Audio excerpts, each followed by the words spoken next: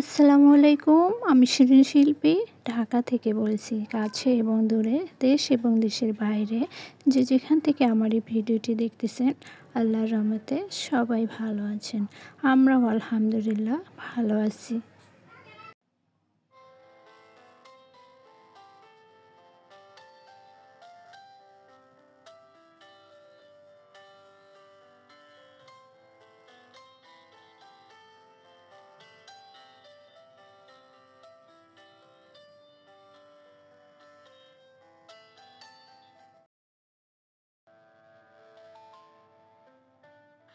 তো আজকে মাছ কেটে দেখাবো। এই মাছটার নাম অনেক অঞ্চলে অনেকভাবেই চেনেন। তো আমাদের আঞ্চলিক ভাষায় এই মাছটিকে শাটি নামে চেনে। তো এই মাছটি অনেক পিচ্ছিল থাকে, তাই একটু সাবধানে কাটতে হয়। আর ছাই দিয়ে কাটলে ভালো হয়, তাই আমি এখানে ছাই নিয়েছি।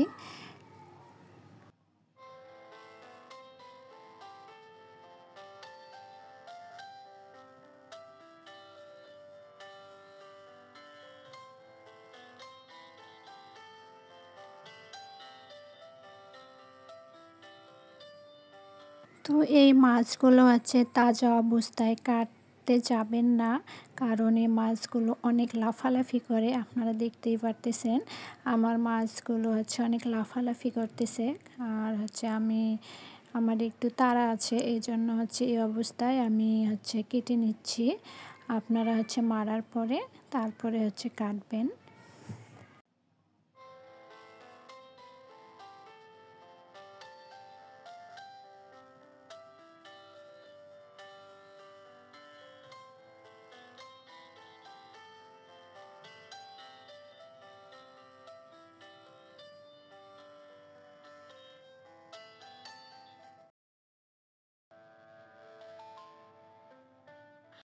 তো এই তো দেখতেই পারতেছেন আমি মাছগুলো কিভাবে কেটে নিচ্ছি।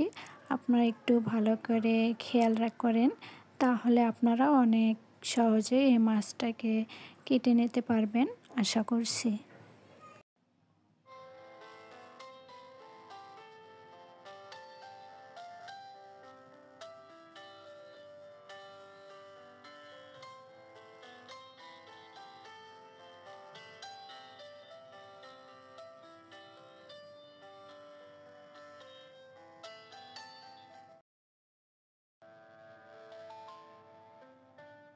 তো এই তো আমার মাছগুলো কাটা হয়ে গেছে। এখন মাছগুলোকে ধোয়ার পালা। তো আমি প্রথমে পানি দিয়ে ধুয়ে নিয়েছি, যেহেতু ছাই দিয়ে কেটেছি মাছগুলো। তো এই জন্য আমি প্রথমে পানি দিয়ে ধুয়ে নিয়েছি। এখন মাছগুলোকে যে ভালো করে ঘষতে হবে।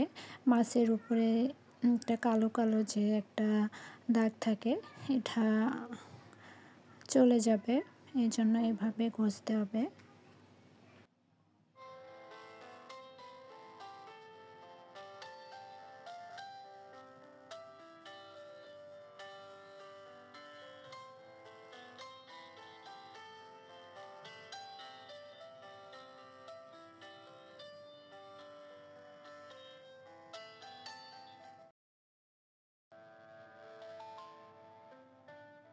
তো এই তো আমি সব মাছগুলো একটা একটা করে এইভাবে ঘষে ঘষে ধুয়ে নিব।